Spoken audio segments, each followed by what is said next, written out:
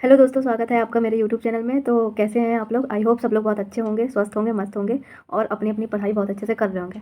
Actually सर्दियों का time चल रहा है तो दिन बहुत छोटे होते हैं, टाइम पता भी नहीं चलता कैसे बीत जाता है। आप कितना टारगेट बनाते होंगे, इतने घंटे ये पढ़ना है, इतने घंटे ये पढ़ना है, सुबह ये पढ़ना है, शाम में ये पढ़ना है, और हो सकता है उतना पूरा हो ना पाता हो टारगेट, क्योंकि दिन बहुत छोटे हो रहे हैं और टाइम बहुत जल्दी जल्दी बीतता है। और ये दिसंबर, जनवरी, फरवरी, मार्च कब बीत जाएगा पता भी नहीं चलेगा। ठीक है, तो अपनी पढ़ाई पे ध्यान दीजिए और पढ़ाई करते रहिए। ठीक है, तो मेरे पास अभी जस्ट मैं ऑफिस से आई थी, तो मैंने सोचा कुछ लोगों के क्वेश्चंस हैं तो एक वीडियो बना के सारे क्वेश्चंस और सारे डाउट्स क्लियर कर दिए जाएँ।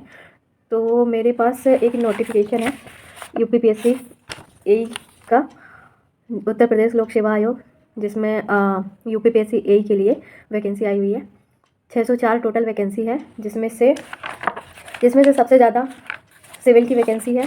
सिविल की वैकेंसी 464 है। उसके अलावा भी जो स्पेशल सिलेक्शन होंगे, विशेष चयन, उसमें टोटल 22 वैकेंसी है, जिसमें ओबीसी और एसटी वाले अप्लाई कर सकते हैं। तो 464 वैकेंसी सिविल की हैं और उसमें से 140 वैकेंसी में इलेक्ट्रिकल और मैकेनिकल है। तो आप समझ सकते हैं कि सिविल की बहुत अच्छी वैकेंसी है। तो जिन लोगों ने भी डिप्लोमा प्लस बीटेक दोनों कर रखा है या फिर बीटेक कर रखा है, उन लोगों के लिए बहुत अच्छा, बहुत गोल्डन चांस है। तो और ए की वैकेंसी है, वैकेंसी भी अच्छी है।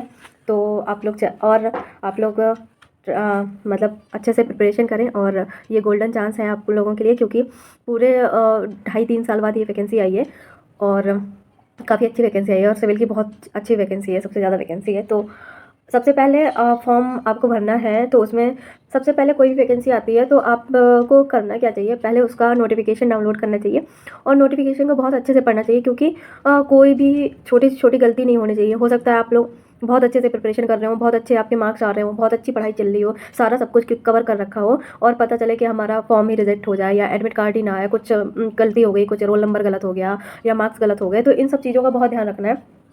तो करना क्या चाहिए कि सबसे पहले नोटिफिकेशन डाउनलोड करके नोटिफिकेशन को बहुत अच्छे से पढ़ना चाहिए। ये मत समझना कि नोटिफिकेशन पढ़ने से हमारा टाइम वेस्ट हो रहा है या क्या हो रहा है, ऐसा कुछ भी नहीं होता। कोई भी फॉर्म हो, कोई भी पेपर हो, कोई भी एग्जाम हो, एडमिट कार्ड हो, इंस्ट्रक्शन, नोटिफिकेशन पूरा डिटेल में बहुत अच्छे से पढ़ना चाहिए, कभी गलती नहीं करनी चाहिए।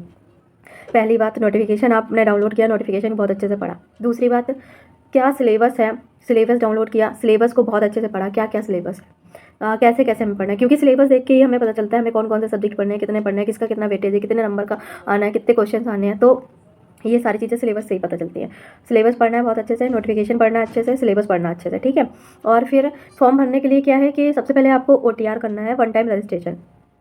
वन टाइम रजिस्ट्रेशन करने के बाद आप मेन एप्लीकेशन फॉर्म पे जाएंगे और वन टाइम रजिस्ट्रेशन जब आप करते हैं तो उसमें बहुत सही सही अपनी डिटेल बिल्कुल करेक्ट भरें, क्योंकि वन टाइम रजिस्ट्रेशन से ही आपकी मैक्सिमम डिटेल जो आपका एप्लीकेशन फॉर्म होगा उसमें इसी से सारी डिटेल्स वहाँ एज इट फिल हो जाएंगी। ठीक है, अभी मैंने भी फॉर्म भरा नहीं है, लेकिन देखते हैं भरेंगे। ठीक है, तो OTR करना है और उसके बाद अपना एप्लीकेशन फॉर्म पूरा फिलअप करना है। ठीक है, और इस बार क्या है कि सिलेबस चेंज कर दिया है, क्योंकि पिछले जो 2 बार ए का पेपर हुआ था उसमें बहुत अच्छा सिलेबस था कह सकते हैं, क्योंकि दोनों पेपर अभी भी होंगे तो ऑब्जेक्टिव ही, उस बार भी ऑब्जेक्टिव थी दोनों टाइम। और ऑब्जेक्टिव में एक पेपर में आपका टेक्निकल आना था और 125 क्वेश्चन में 25 आपका नॉन टेक में, एक में सिविल, और 100 क्वेश्चन आपके टेक्निकल, और दूसरे पेपर में 25 क्वेश्चन आपके हिंदी के और 100 क्वेश्चन टेक्निकल के, और दोनों ही पेपर एक ही दिन में होते थे, दोनों ही पेपर ऑब्जेक्टिव होते थे।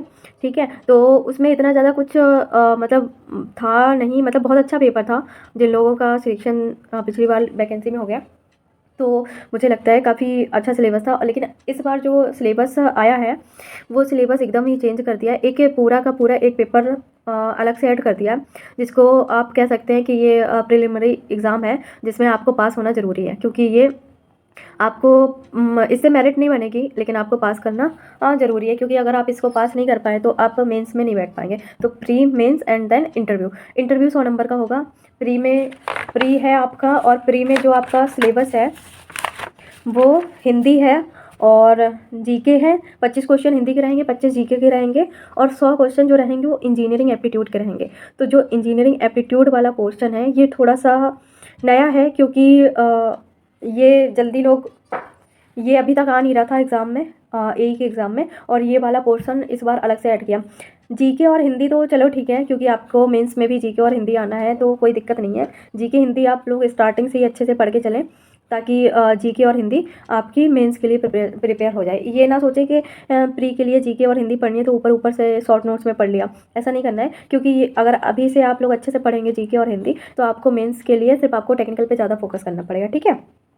तो 150 क्वेश्चन रहेंगे, और 25 हिंदी के रहेंगे, 25 जीके के रहेंगे, और 100 क्वेश्चन आपके इंजीनियरिंग एप्टीट्यूड के रहेंगे। तो इंजीनियरिंग एप्टीट्यूड वाला जो पोर्शन है वो थोड़ा पढ़ने की ज़रूरत पड़ेगी। और अभी तो कुछ ऐसा समझ नहीं आ रहा कि इंजीनियरिंग एप्टीट्यूड कहाँ से पढ़ा जाए, कौन सी बुक से पढ़ा जाए, कौन सी यूट्यूब चैनल से पढ़ा जाए, कुछ भी समझ नहीं आ रहा है एकदम। इस वाले पोर्शन में तो एकदम ब्लैंक हो गया है कि भाई ये क्या नया सा ऐड कर दिया, और इसको कहाँ से पढ़ा जाए, इसको कैसे क्लियर किया जाए। क्योंकि अगर पासिंग मार्क फर्स्ट पेपर में नहीं आए तो सेकंड पेपर तो मेंस देने को मिलेगा नहीं, ठीक है। तो सबसे पहले तो प्री क्वालिफाई करना है। बट ये है कि अभी कुछ कह नहीं सकते कि प्री क्वालिफाई होने के बाद कितना टाइम मिलेगा सेकंड पेपर के लिए। तो फर्स्ट और सेकंड पेपर दोनों को ही साथ में लेके चलना पड़ेगा, क्योंकि कुछ भी पता नहीं है। और सेकंड पेपर को जो सिलेबस है वो वास्ट है, क्योंकि उसमें टेक्निकल के सारे सब्जेक्ट आएंगे। तो टेक्निकल तो वैसे भी वास्ट है, तो उसको अभी से लेके चलना पड़ेगा। क्यों कि पता नहीं, हो सकता है 2 महीने बाद हो जाए या 1 महीने बाद हो जाए मेंस। तो ये सारी चीज़ें हैं। और जो प्री क्वालिफाई होंगे तो जितनी वैकेंसी हैं उसके 15 गुना बच्चों को मेंस के लिए बुलाया जाएगा। ये मान के चलिए कि अगर 600 वैकेंसी है, लगभग 600 वैकेंसी है, तो इसके 15 गुना अप्रॉक्सीमेटली 9000 बच्चों को आपको मेंस के लिए बुलाया जाएगा, ठीक है।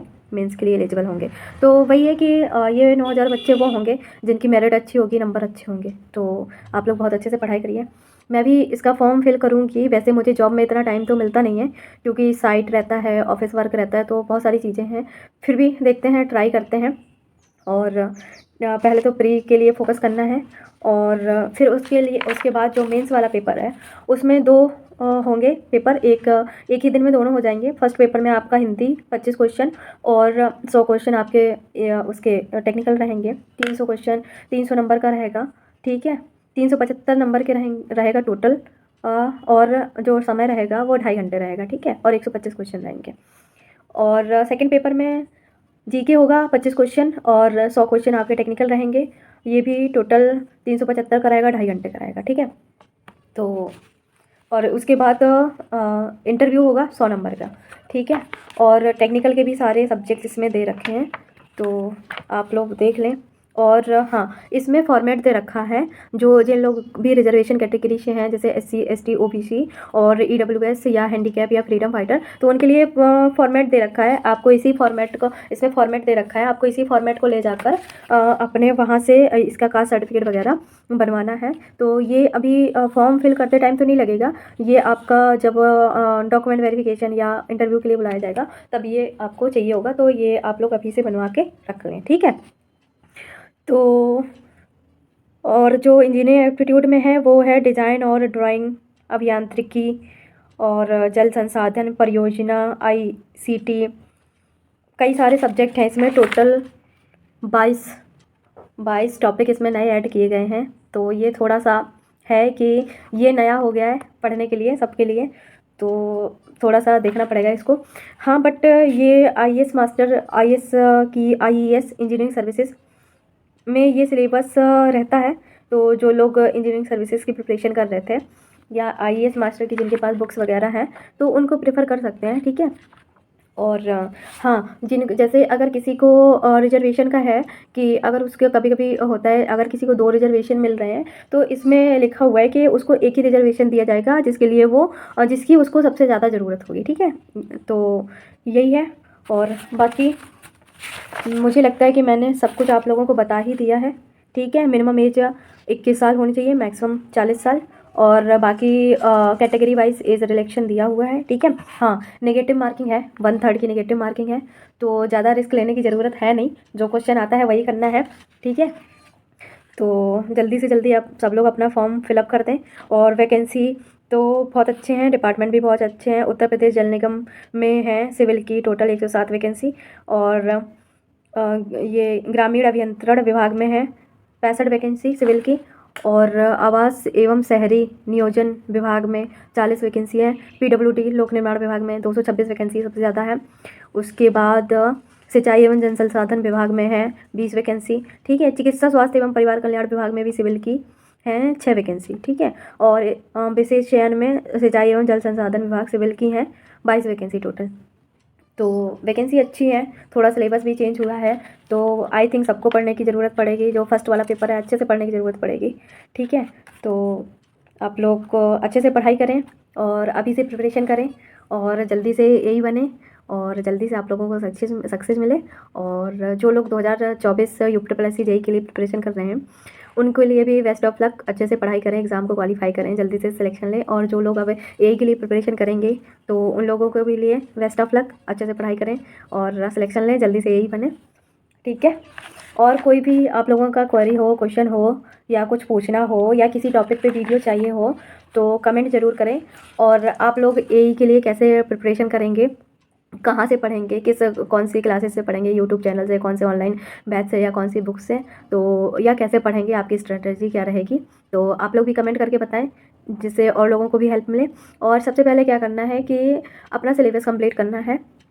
एंड सिलेबस कंप्लीट करने के बाद उसके बाद प्रीवियस ईयर टेक्स्ट सीरीज वगैरह आपको प्रेफर करनी है, शॉर्ट नोट्स बनाने हैं रिवीजन के लिए और टाइम पे सारे सब्जेक्ट रिवाइज करते चलना है, ठीक है। तो मुझे लगता है अब आपके सारे क्वेश्चंस कवर हो गए होंगे। तो बहुत अच्छी वैकेंसी है, सब लोग बहुत अच्छे से मन लगा के पढ़ाई करें। ओके, चलिए अभी के लिए बाय बाय और सबको best of luck. Thank you.